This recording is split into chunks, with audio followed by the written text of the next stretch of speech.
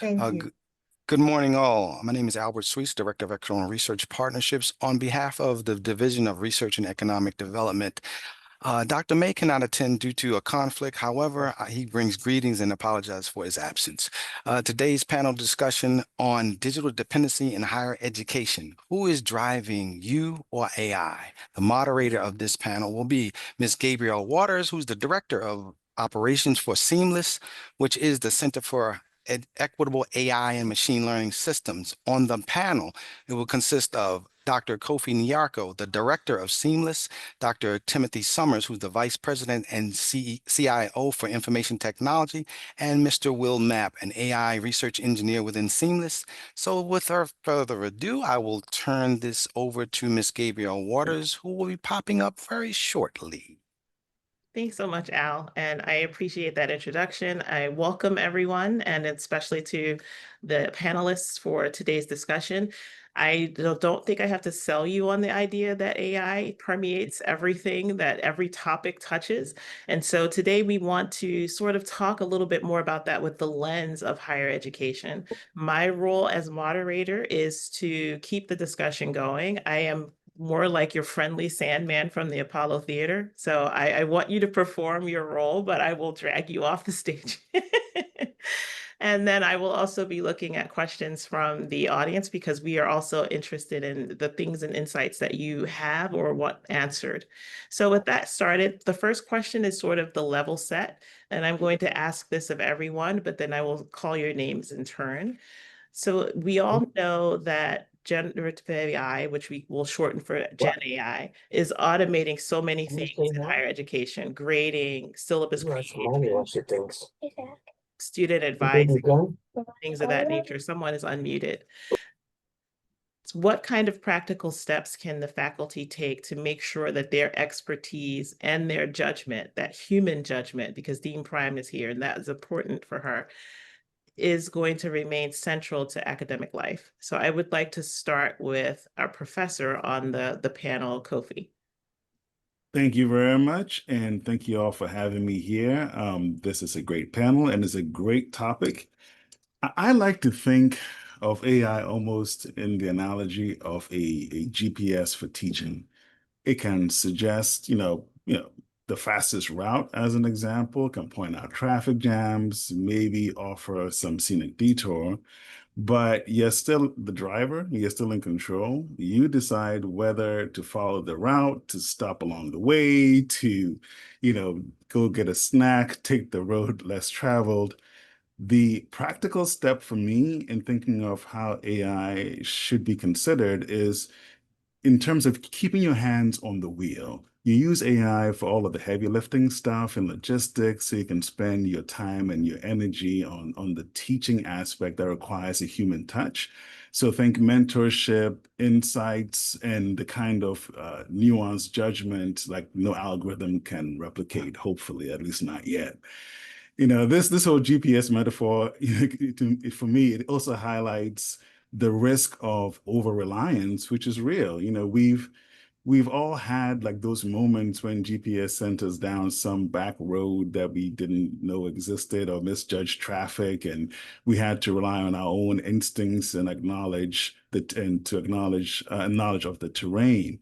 So in the same sense, AI in education works that way. It suggests its suggestions are shaped by the data that is trained on, obviously, which means it may not understand the unique needs of our students and the culture of the institution or the subtleties of your own subject matter. So when it comes to what's critical when it comes to situational awareness, it's that more faculty understand the strengths and the blind spots of these tools. The better they can integrate them without losing their own professional agency, then the better off we all are. I guess it's just as experienced drivers use, GPS to supplement what they already know, not to replace their own mental map. Your faculty should keep developing and trusting their own pedagogical instincts. And over time, this dual approach, AI for efficiency and human judgment for context and values, can create a more kind of resilient and adaptive academic environment. So Kofi, you brought up a bunch of terms that I'm going to repeat and then have Dr. Summers weigh in on this from an administrative side, because I think there's a lot of color to be added to that on the other side of this conversation. You said over-reliance. You want to bolster human judgment, human touch, being able to rely on your instincts, having that situational awareness, understanding the blind spots and the edges of this technology. So as you hear those kinds of thoughts, Dr. Summers, and in regard to the question, again, I will kind of paraphrase it, how can the faculty ensure that their expertise and judgment remain central? What are your thoughts? Thank you so much for having me. And I want to echo a lot of the sentiments that Kofi just shared. I understand why, some faculty might feel like AI is moving in really fast and potentially without them. But the truth is, we don't have to be passengers here. We could be pilots. Generative AI is simply a set of algorithms trained to predict and produce words, images, or ideas based on patterns that it's learned. And it can process fast, but it can't understand. It lacks judgment, lived experience, and the ability to know when it's wrong. And that's why keeping a human in the loop is a non-negotiable, at least at this phase. We bring the situational awareness and ethical reasoning that the tool will just never have. And over-reliance is the danger, right? When we stop questioning its output or forget that AI has blind spots shaped by the data it's trained on. Faculty need to know where the tool performs well, where it falters, and when to slow down and check its work. And I think that, with the approach that we've been working on together, Kofi and I have been working on a couple of things related to the sort of overarching AI strategy at Morgan. And, we really do feel that putting faculty in the cockpit through our AI Strategic Innovation Council is really going to be where design policy and we set guardrails and, where we shape how the tool thinks.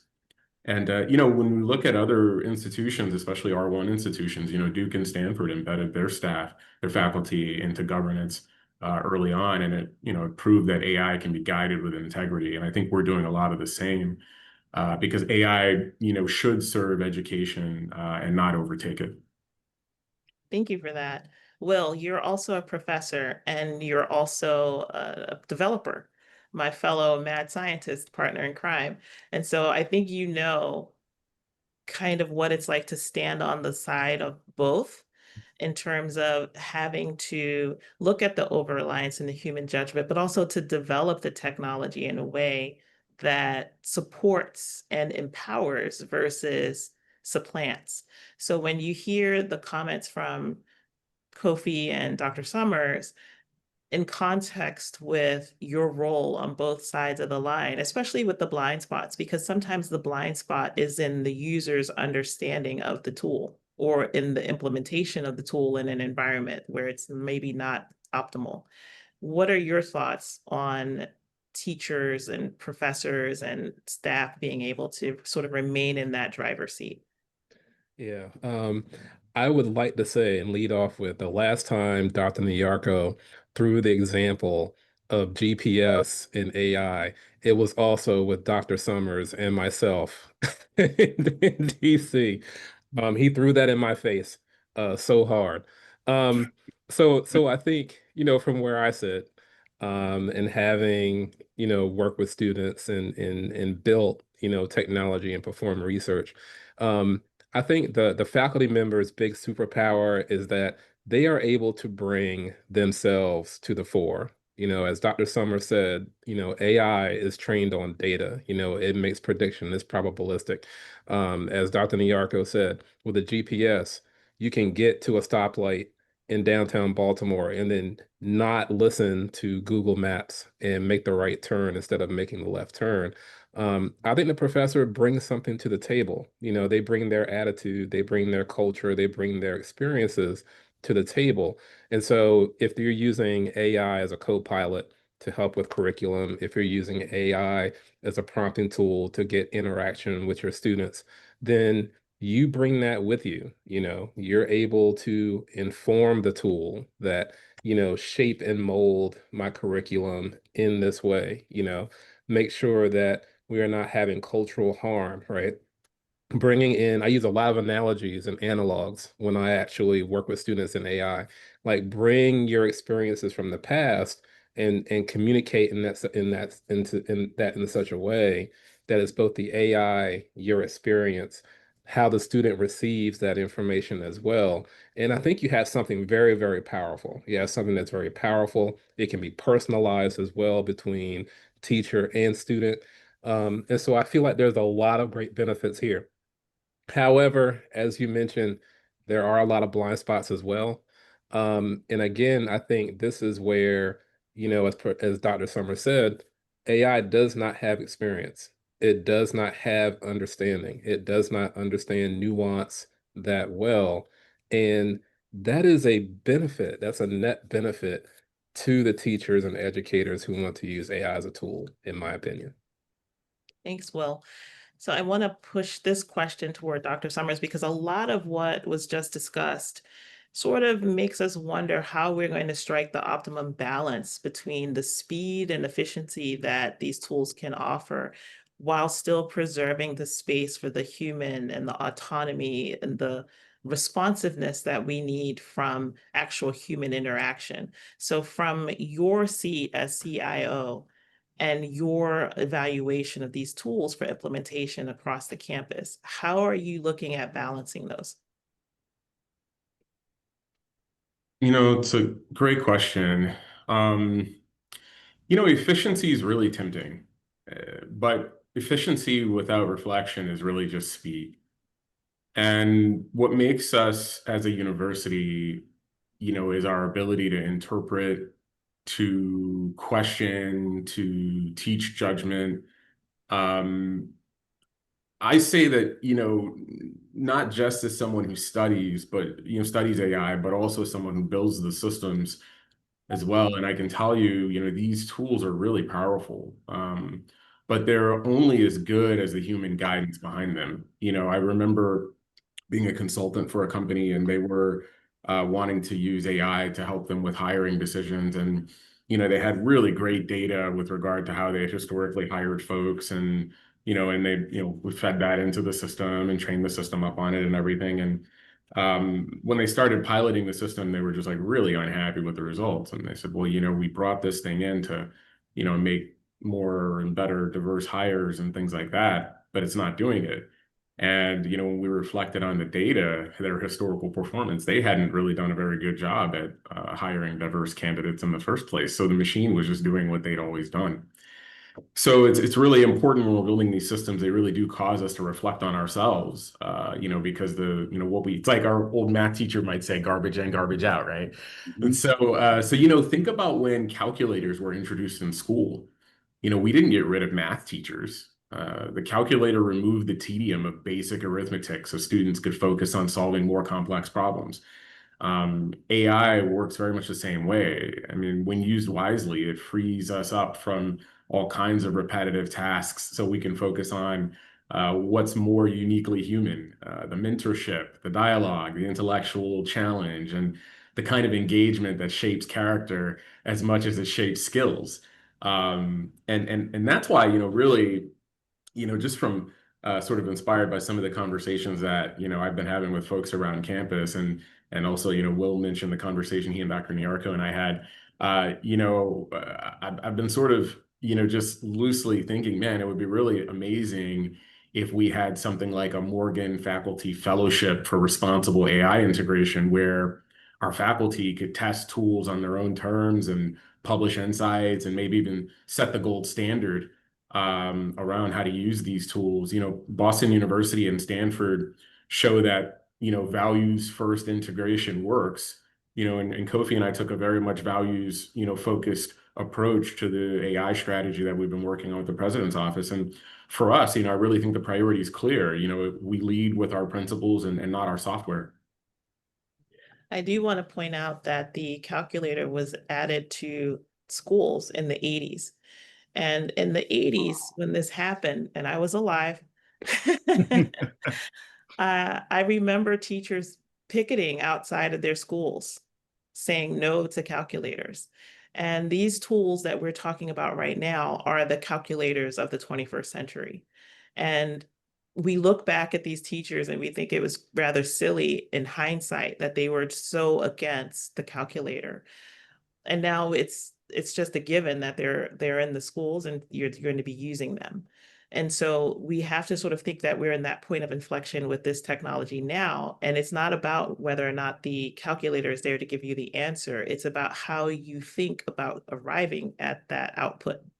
And that's where we are with the AI. So with that in mind, I know the big question, and this is going to be for you, Kofi, whenever I speak about AI, is about academic integrity.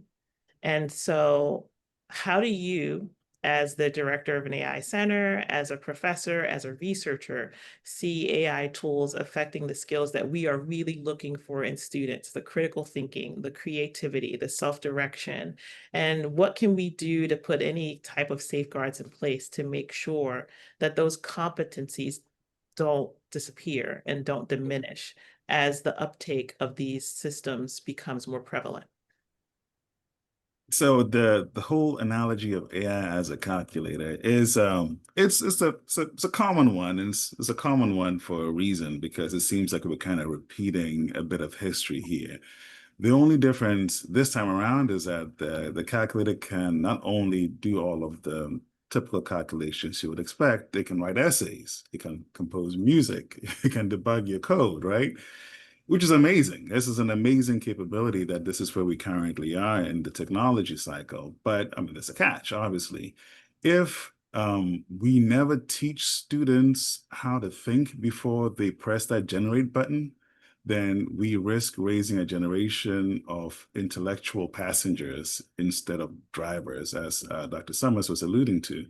So what's the safeguard here? We make AI a part of the process, not the end product of the process. We have students show the why and the how behind the answers, and not just, well, here's the answer. We ask them maybe even to critique AI's output. How do you improve it? How do you explain where it went wrong? Because we know AI can go wrong in many ways and it can hallucinate. So in this way, AI becomes almost like a partner in thinking and not a substitute for it. If you really think about it, the danger isn't that students will use AI. I like to see it more as the danger is that they will use it in an uncritical fashion. If everybody can, well, if every problem can be quote unquote solved by just generating an answer, then we risk creating this generation that is adept at consumption, but very weak in evaluation, right? The safeguard, in my sense, is to make AI a viable step in the learning process. It's not some sort of hidden shortcut that you have to uncover. And this could mean just having students annotate AI-generated work, like I mentioned before, with some sort of criticism or critique. It could be highlighting errors, or it could be about integrating multiple AI perspectives into some sort of synthesis that they must be able to defend. And I like the whole concept of defending your work, whether or not it's through oral interactions or some other method that which you get to see what a student has really gained, what they've comprehended from the assignment. So this kind of builds more of a metacognition model. So it's thinking about how to think, and that turns AI into like a training partner for critical reasoning, rather than like a crutch to just try and avoid it. Okay, I see hands going up. I'm not sure the order of them, so I will go with Will first and then Dr. Summers. Okay, so if we can go back to the calculator, I had a TI 85. I mean, like when I got this thing, I was so happy and thrilled. It was a super powerful calculator. However, you still needed to know the formulas and when to apply the formulas, right? It could do all this calculus, but if you didn't know those base principles, you were flailing with a very powerful calculator. And then I'm gonna bring this in. I know Professor Waters has like a whole series of Star Wars ships and I and do. things on her on her desk. But if we can go to Star Trek, right, and we can apply the calculator analogy, they had this very powerful computer on the Enterprise. The AI never got them out of a jam. They had to prompt the computer for answers. They had to know physics. They had to know all kinds of incredible anti-matter, containment fields. And then they had to actually string those solutions together. And so we're seeing that now in which the problem space has to change, right? Anyone, can take in information and regurgitate it with an essay, but now you have to be a little bit more creative on how you're going to write that essay, be more creative on what that essay is geared towards. In our labs, with Professor Waters, we write code that generates code, right? But that's not the end result. The end result is what problem are we trying to solve with this code? And those problems are really, really hard. And so the output isn't the actual code itself, it's how we use these tools to generate new code, put them all together. Are we putting them together in effective pieces so that we have a nice solution? That is like the real problem that we have to solve now.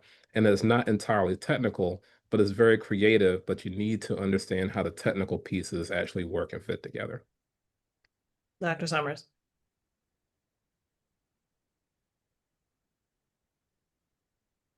Oh, you're still muted. You're on mute. Oh, sorry. I really love the direction that this is going on. So AI can, mimic an answer, but it can't live the thought process. And that's where we step in, right? We're shifting assessment from what did you make to how did you get there? Did you question the AI? Did you revise with insight? Can you defend your choices? This isn't just about skills. I mean, it is about academic integrity, and integrity isn't only about avoiding plagiarism. It's about owning the intellectual journey, right? Your intellectual journey. That's a big part of coming to institutions like this. And so when students are transparent about how they used AI, they're not just following a rule, they're demonstrating honesty and self-awareness and respect for the craft of learning. And it's important for us to teach that, right? I mean, that's a big part of our job as professors and so on and so forth. And, of course, I also, just in my experience, having worked with lots of students, and I suspect you guys too, I mean, there are telltale signs when students rely too heavily on AI. I mean, like, you can just absolutely tell. Like, I had someone giving a presentation and they used this acronym, and I knew what the acronym meant, but I was like, this doesn't sound like this is a part of your normal vocabulary. And when we asked, they were just like, yeah, I don't know. I'll have to get back to you about that. I mean, this is, so it like sudden changes in their writing style or unexplained leaps in technical sophistication, or a lack of connection between their process and their final product. I've even had times where we've like, embedded in the text, like, hidden things like, in an essay assignment, mention a white fairy, and, you're reading their essay and then all of a sudden you read about a white fairy and you're like, yeah, they just copied this in the GPT. Yeah. But I mean, they're those that, those aren't reasons to punish first though, right? They're invitations to ask better questions. What did the tool do for you? Where did you take over? What did you learn in between, right? And so, yes, there are risks, over-reliance, diminished original thinking, blind trust in the machine output. But I mean, these are things that can be trained on and taught. But the greater danger is, sending graduates into a world where AI shapes every field and they've never been taught to use it well. We don't protect our students by shielding them from the tool. We protect them by teaching them to master it, to understand its blind spots, question its answers, use it to amplify and not replace their own ideas. A student who can explain the journey, showing their work, reflecting on the tool's role, and taking ownership of their decisions will always be more valuable than one who delivers a flawless output that they can't explain. And in academia, the product matters, right? But the journey and the integrity you carry through it is what shapes true thinkers. And just one other thing, I know that, for many of us, I also lived through the calculator period of time, and I do remember teachers being very, very, weird about the calculator thing. And I know that, calculators of our time didn't produce essays and code and things like that. That's true. The scope for AI is broader, but I challenge the idea that this somehow breaks the parallel. When calculators became widespread, they didn't just speed up arithmetic. They allowed us to tackle mathematical problems orders of magnitude more complex than before. Just talk to a NASA computer. The women who were doing a lot of that kind of work. Just talk to some of those folks at the time, right? So, today's AI has the same potential, but in more domains. And here's the thing, the problems our students will face, climate modeling, pandemic prevention, ethical governance of emerging technology, they're far more complex than anything most of us encountered as students. I mean, the kind of things that our students are thinking about now and the kinds of systems they're building now, even at early ages, is quite fascinating. I mean, look at high school students who are building open source COVID contact tracing apps, right? Undergraduates running sustainable energy startups, young researchers using machine learning to analyze social justice data. I just saw an AI startup, and the three young guys, they just started the company 8 months ago. They're already billionaires. The CEOs in Silicon Valley have a bet going on when's going to be the youngest one-person trillion-dollar company. That's the age that we're living in. So yes, AI can draft code and generate essays, but just as the calculator enabled us to focus on higher order math, AI can free our students to wrestle with higher order problems, provided we teach them how to use it with judgment, creativity, and integrity. And so I see your hand, Kofi. I feel like this is a good place to add in that critical trust instead of blind trust is where you maintain that human element. And a lot of the conversation around these tools and the detractors of them and the resistance to them in a lot of ways is because blind trust creates outcomes that are not optimal. But your critical trust, where you interrogate the edges of things and you add in your own thought process, if we can teach that not only to our students, but to our faculty, to our staff, to our teams, so that we know that there are blind spots in this technology, just like there are blind spots that we have in our actual backgrounds, and look at where we augment the performance of each other. So the tool needs augmenting by human interaction, and the human can have their skills augmented by interaction with the AI tool. And so as I turn this to Kofi, we've kind of covered a lot of the questions. So I'm going to start looking into the chat while you're speaking. I just want us to keep in mind that there are a lot of different places that we can land on this. But the group that you're seeing in front of you is really active in trying to make sure we get there ethically, responsibly, safely, with an inclusive mindset that's culturally relevant, and that it's something that's going to be good for our students and for our staff. But we can't do that on our own. So when the opportunities arise and we're seeking that feedback, please give it to us so that we can make sure that we're getting there together. Just like AI needs a bunch of data, we need a bunch of data from you to make sure that we're representing Morgan well. So with that, Kofi, you had your hand raised. Yeah, well, Will mentioned Star Trek Next Generation, and I'm gonna have to say something. It was like my all-time favorite show back in the day. But one thing I deeply respect about the way the computer was portrayed in the 24th century was really a co-pilot. If you just look at all the interactions on that ship, it was helping them solve problems. It was analyzing data. It was getting sensory information and integrating them. It was always this back and forth that I think is a fantastic model for having a super complex system that has some level of human cognition. And what is it doing is amplifying the human being's ability to execute whatever it is that we're trying to execute. So in that sense, I really did love the way it was portrayed then. And yes, there were some errant episodes of people falling in love, but that was not the whole point in that interaction with AI in that particular time span. It was always about helping them get things done. So I'll put that on the shelf. The other thing I wanted to mention very quickly was one of my personal favorite ways to interact with individuals, with students, is to interrogate them orally in what they know. It's not always, conceivable in every setting, but it's so interesting and it's so obvious when students do not have proper comprehension when you just talk to them about whatever it is that they submitted. And for me, that technique works so well. We put together a pilot project last semester, and then we're continuing in this semester as well, called the AI Assisted Comprehension Assessment, or Assessor, excuse me. And its goal is to take that concept and have it scale by integrating it with Canvas. Essentially, how it works is when the student submits an essay, the system automatically creates a quiz that's tailored to that specific essay. The idea being that it's not a test on the whole subject or on truth, whatever objective truth is, it is to see if the student understands the content that they submitted themselves. If they can't answer that question about their own work, that is a signal we may be looking at over-reliance on AI or some other form of academic shortcutting, which is not great.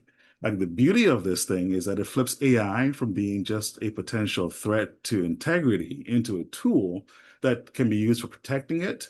And we're using AI not just as some sort of way to grade faster, but to shine a light on whether authentic learning is happening in the process at all. So we're going to continue this pilot this semester as well.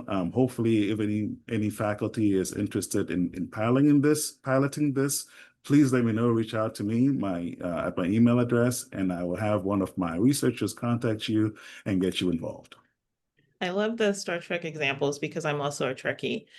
The best part about the emotional connections that you're reminding me of in this universe were that they were frowned upon. And Very so much. we have to Yes. like the good set of guardrails would kind of prevent that. So we also are learning lessons from a future of what could happen. But with the Star Trek universe, like Will said, the ship didn't automatically do anything in protection of the crew. If someone fired on the ship, someone had to say raise shields. The ship didn't automatically put the shields up. If the ship's automatic controls were on the environment, were on the gravity, but on situations that require things like putting your shields up, changing course, all of those had to be guided by someone. And that's where we are with AI. So as much as the term AI could be a misnomer because these things are not actually intelligent, they need guidance. And the guidance was the crew. They didn't have, it was very rare, but they would sometimes put the automaton in charge of the ship, but he was never on the bridge alone. He was always with other people. So we always want to make sure we have that element going. So I see your hand, Dr. Summers. With that in mind, if you all want to join Kofi in the comments responding, that would be great. But one of the comments that I wanted to push out there is about the availability of research computing resources on campus, and then looking for the procedure for installing licensed scientific research software on institutional servers. So one comment I will make to this is that I'm sure Dr. Summers will give you some information, but I think it's important to know that even the state of Maryland is looking at how more compute resources can be available for research in the state of Maryland. And Kofi, and I'm sure Dr. Summers just returned from a meeting where some of that discussion was going on, but just know that this is a concern at the larger level of the state as well. So Dr. Summers, you had your hand raised, and then if you could address that question, that would be great. Sure. I wanted to, I also am a Trekkie, and I wanted to continue the line of thought here. Look, Dr. Waters, I think you hit the nail right on the head. If we're gonna do the Star Trek parallel, I'll just say this: in that universe, the technology was incredible. But it was, like Dr. Waters said, it was the crew's judgment, ethics, and curiosity that determined the outcome, right? The computer could give Picard 1,000 options, but it was Picard who decided which one aligned with the mission and the values of the Federation, right? And that's where we are with AI in education. the tool can generate possibilities, but it's our human insight and the way we train our students to exercise it that will really chart the right course. So I just wanted to really kind of continue on our Star Trek sort of analogy theme there. Um, I'm really excited about the future of research capabilities at Morgan. Kofi and I have talked about this. He knows just how excited I am about trying to bring some really, like bleeding edge capabilities, not only just to our campus, but also through partnerships and relationships with other universities.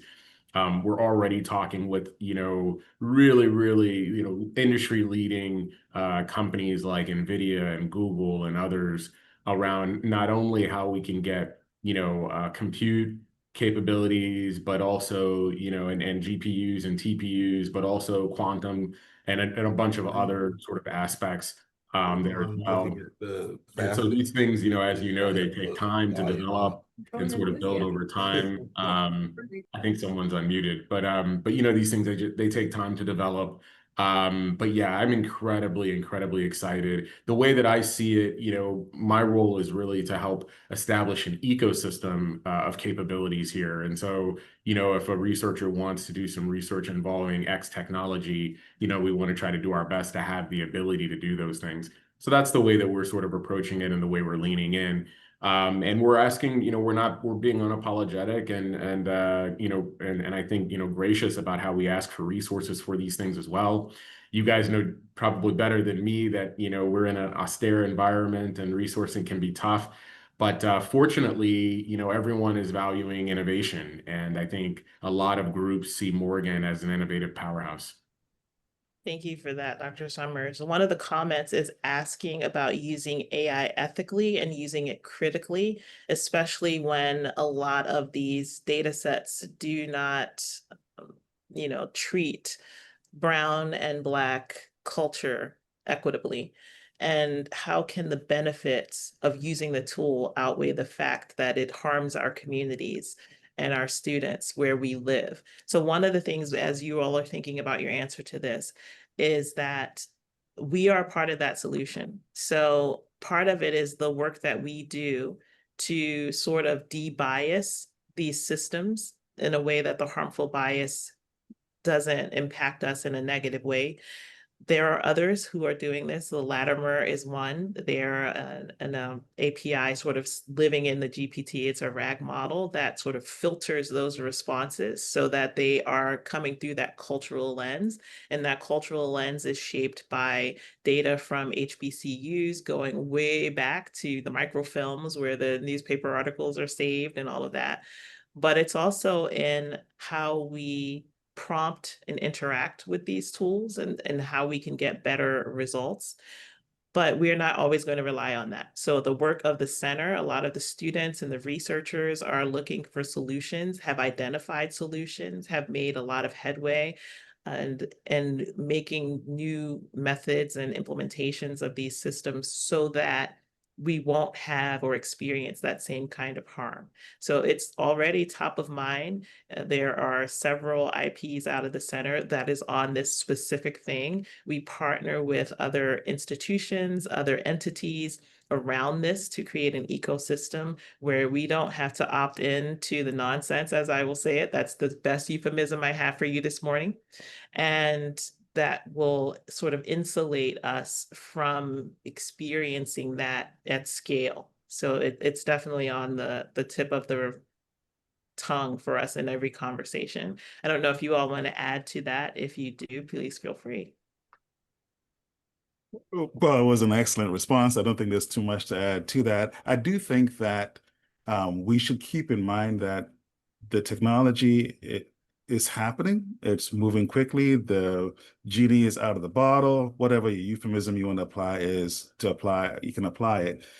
If we as a society, as a group, as a culture, do not leverage these tools that are already being developed, being deployed, we miss out on one of the greatest opportunities that I think we will have in terms of the fourth revolution around the Industrial Revolution. Right now, it's very easy to start a small business, to help your community, to address a problem that is particularly adroit in our community. It is it is going to behoove us to make sure that we do not essentially put blinders on. We can still shape the way the technology is developing. We get individuals who have the same lived experiences, who come from some of the same communities that we have involved in the development of AI and in shaping how it goes forward and getting the data that we source to train these things. We should do all those things, but we should not teach our kids or adults, whoever you're teaching, to turn a blind eye to this technology, because it could make a huge difference in positioning us for the next stage and us being able to really amplify what comes out of our communities and to solve problems that are very, very particular to our communities. If I could, I think the one thing that we should keep in mind with this technology, or with the encompassing basket of technologies that are in AI, is really understanding what the real powers are behind that technology. Like with the large language models, it's not the fact that it can give us just answers right away that is real superpower. It is this generative capability. So if you can treat the LLM as a generator, then you can bring in your own content, your own curriculum, your own experiences, and use that to be able to scale yourself or scale your information out to other folks. With our machine learning models, we know that they are predictive. We know that there's a gap of how well they perform if data is different. So, like, understanding the problem domain where they're trained on is really powerful, so that you can actually, as Dr. Nyarko said, if you are starting a business in our communities, in a specific area, in a specific segment, or trying to solve a specific problem, you will know that, my models are really geared towards this, you know, and that I have to put guardrails when I'm getting information that deviates from this. That is really, really powerful. And I think that's where we get caught up and get lost when we use these technologies and we find out that, GPT is lying, right? My predictive model is now way off, like really understanding like this is a tool, you know. I can't I can use a hammer on a screw, but it's not going to be as effective, right? I need a screwdriver, right? And so like pick the right one when you're trying to solve your problem.